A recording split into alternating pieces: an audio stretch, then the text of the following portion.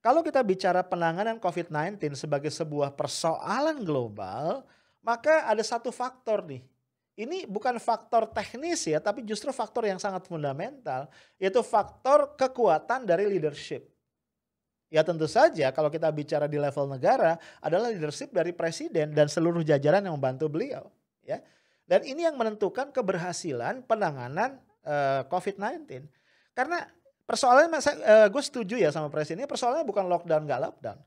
Apapun kebijakan itu butuh konsistensi. Jadi ketika pemerintah di pusat misalnya mengatakan kebijakannya adalah X, maka ke bawah ya sampai ke pelosok-pelosok yang paling jauh itu harus sejalan dengan apa yang diinstruksikan di pusat.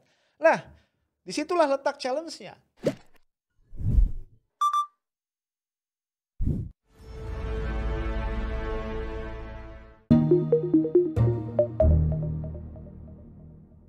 Guys, kita jumpa lagi di Afternoon Tea 1 Februari 2021 ya, hari pertama nih di bulan Februari.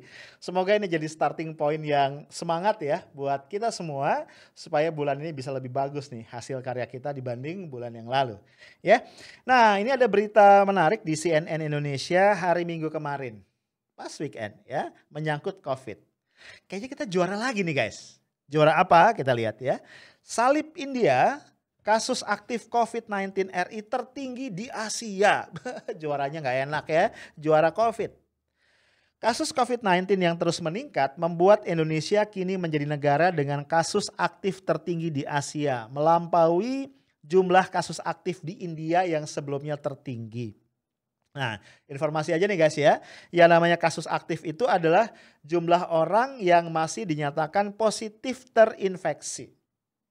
Jadi kira-kira total jumlah orang yang terinfeksi dikurangi jumlah total orang yang sembuh dikurangi jumlah total orang yang meninggal. Nah itu adalah jumlah kasus aktif.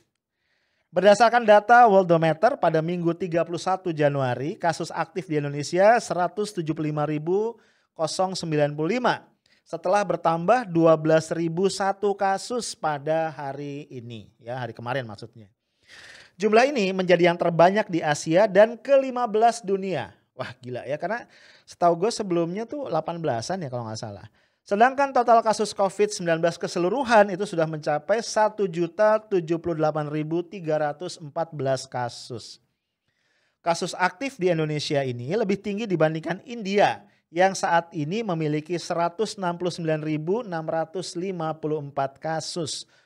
Yang menarik guys, total kasus total kasus positif India itu 10 kali lipat lebih tinggi dari Indonesia ya, yaitu 10.747.091 kasus. Jadi bisa lu bayangin ya, ini disparitas atau lagnya tinggi banget. Kasus positif totalnya India 10 kali lipat kita, tapi kasus yang masih aktif kita lebih tinggi dari India. Ini penyebabnya bisa banyak ya. Bisa jadi di India itu total yang sembuh lebih banyak ya kan. Atau juga tadi ya, ini artinya belakangan ini kita pertumbuhan kasus positifnya jauh lebih cepat ketimbang India. Nah guys, kasus positif COVID di Indonesia ini terus meningkat sejak Januari 2021. Ya, angka peningkatan kasus baru setiap hari kerap menembus 10.000 bahkan mencapai lebih dari 14.000. Itu pernah ya.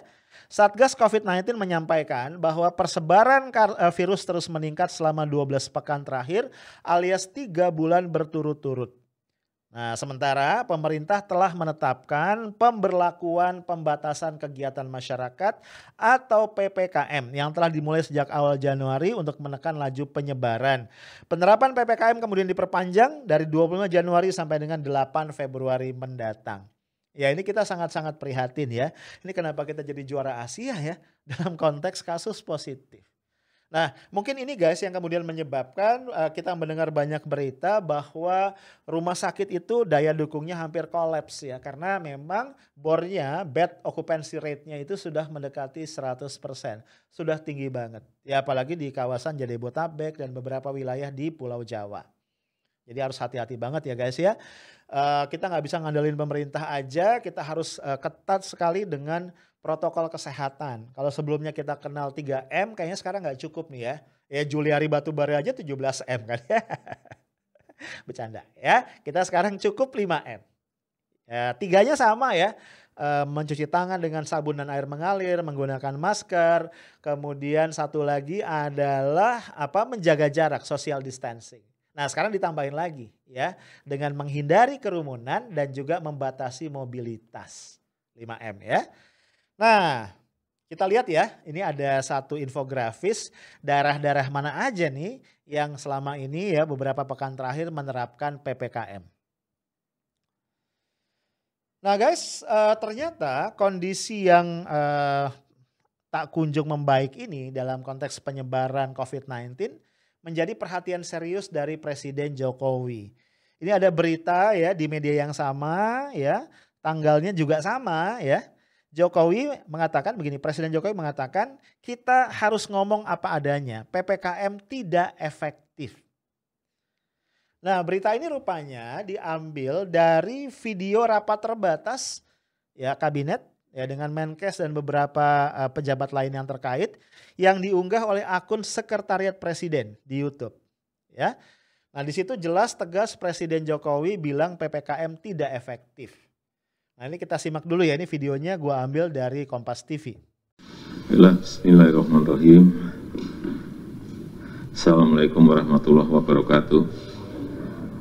Selamat siang, salam sejahtera bagi kita semuanya.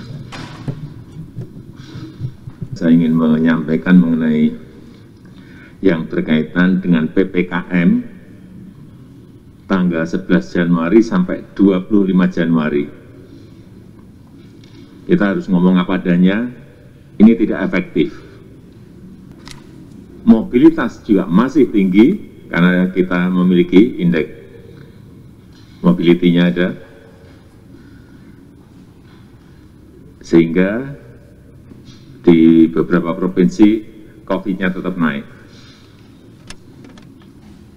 Saya ingin Menko ajak sebanyak-banyaknya pakar epidemiolog. Sehingga dalam mendesain kebijakan itu betul-betul bisa lebih komprehensif.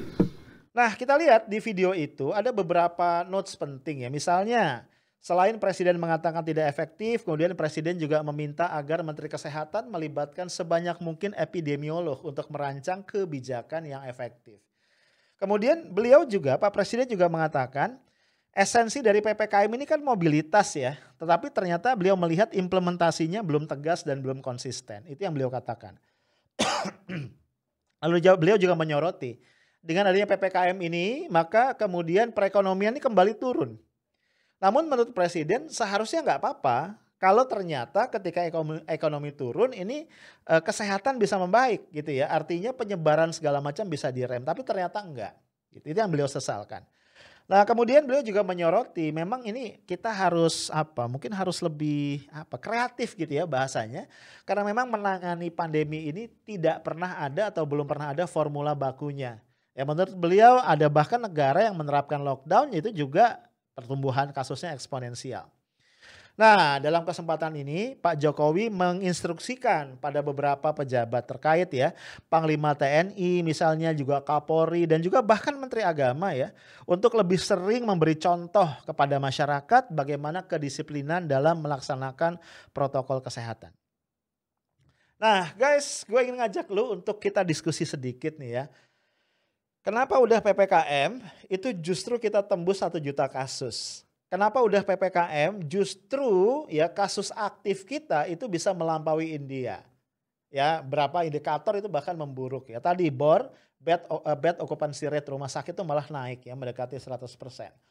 Kenapa PPKM itu jadi nggak efektif? Nah, kalau gue lihat guys, persoalannya kembali ke awal ya. Kita pernah diskusikan dalam kesempatan yang lain. Kalau kita bicara penanganan COVID-19 sebagai sebuah persoalan global, maka ada satu faktor nih. Ini bukan faktor teknis ya, tapi justru faktor yang sangat fundamental, yaitu faktor kekuatan dari leadership. Ya tentu saja kalau kita bicara di level negara adalah leadership dari presiden dan seluruh jajaran yang membantu beliau. Ya. Dan ini yang menentukan keberhasilan penanganan COVID-19. Karena persoalannya gue setuju ya sama presiden, ini persoalannya bukan lockdown nggak lockdown. apapun kebijakan itu butuh konsistensi. Jadi ketika pemerintah di pusat misalnya mengatakan kebijakannya adalah X, maka ke bawah ya sampai ke pelosok-pelosok yang paling jauh itu harus sejalan dengan apa yang diinstruksikan di pusat. Nah, disitulah letak challenge-nya. Masyarakat ya sampai tadi gue bilang ke daerah-daerah hanya akan mengikuti apa yang diinstruksikan pusat kalau pusat itu memiliki leadership yang cukup kuat yang mampu membuat masyarakat itu punya trust dan punya respect kepada pemerintah. Nah, kalau kita bicara trust dan respect guys, ini banyak banget faktornya. Tapi dalam konteks ini menurut gue setidaknya dua hal. Yang pertama adalah kompetensi dan yang kedua adalah credibility. Jadi kalau masyarakat melihat bahwa pemerintah dalam konteks ini punya kompetensi dan kredibel, sebenarnya nggak susah buat masyarakat mengikuti arahan itu. Nah ya gue nggak tahu nih penilaian lu gimana. Apakah pemerintah cukup kompeten dan cukup kredibel dalam konteks penanganan COVID-19? Ya yang gue agak sesalkan misalnya ya Presiden kan tadi bilang ya kepada Menkes agar melibatkan sebanyak mungkin epidemiolog dalam konteks merancang ulang kebijakan yang lebih efektif dan down to earth yang sesuai dengan kondisi lapangan. Nah, kan kita tahu ya di masa-masa sebelumnya itu bahkan ada kesan bahwa para epidemiolog ini tidak terlalu didengar dalam konteks mendesain kebijakan. Ya bahkan sebagian publik merasa ini kok menangani COVID yang jelas-jelas adalah bencana kesehatan itu lebih banyak digunakan pendekatan-pendekatan politik. Iya kan? Kemudian keluarnya adalah jargon-jargon, ya beberapa optimisme yang terbukti semu, ya dan itu cenderung membuat masyarakat nggak aware pada bahaya yang sesungguhnya. Ya ini kalau kita bicara masalah kompetensi. Ya tapi nggak apa-apa lah ya kita ada peribahasa mengatakan late is better than never. Mudah-mudahan beneran nih ya setelah ini nih ya pemerintah kita ya tanda kutip taubat ya. Tidak lagi menggunakan pendekatan politik ya. Pendekatan narasi yang tadi yang nggak jelas dasarnya dalam menangani COVID tapi lebih banyak melibatkan para saintis ya, wabil khusus adalah para epidemiolog. Yang kedua adalah masalah kredibilitas. Nah guys, kredibilitas ini sangat terkait sama konsistensi. Konsistensi pesan, konsistensi komunikasi publik yang dilakukan di dalam hal penanganan COVID. Dan ini kita tahu ya amburadul banget. Ya, seringkali message yang disampaikan itu nggak konsisten antara satu instansi dengan instansi yang lain di pusat, antara pusat dengan Pemprov dan Pemkab serta Pemkot misalnya, itu seringkali nggak konsisten. Ya belum lagi kalau kita bicara konsistensi data yang udah pernah kita bahas sebelumnya. Contoh terakhir ya, kita dibuat bingung. Tanggal 25 Januari dalam acara PGI, Presiden mengatakan bersyukur. Waktu itu ya, jangan lupa, itu kasus positif sudah hampir menyentuh 1 juta. Tapi Presiden masih bisa mengatakan bersyukur karena bisa mengendalikan krisis yang merupakan dampak dari COVID. Baik itu krisis kesehatan maupun krisis ekonomi. Kita sebagai rakyat berhak untuk bingung kan. Loh di mana terkendalinya? Sama sekali nggak terkendali. Ketika itu indikator-indikator itu memburuk jelas. Nah selang 24 jam kurang mungkin ya tanggal 28 Januari kita mendengar kabar dari Pak Menkes Budi Gunadi Sadikin yang mengatakan bahwa Presiden menitipkan pesan duka cita karena apa? COVID kita tembus 1 juta. Dan juga duka cita karena 670 ya kurang lebih tenaga kesehatan kita sudah gugur dalam konteks penanganan COVID. Nah inkonsistensi seperti ini kalau dibiarkan terus berlangsung yang gua khawatir akan semakin menggerus trust masyarakat. Dan orang kalau sudah tidak trust akan mengatakan EGP. Nah orang-orang EGP inilah yang kalau dibiarkan akan terus-menerus ya menyebabkan penyebaran COVID ini tidak terkendali. Itu aja guys dari gua. Stay tough, smart, and professional. Assalamualaikum warahmatullahi wabarakatuh.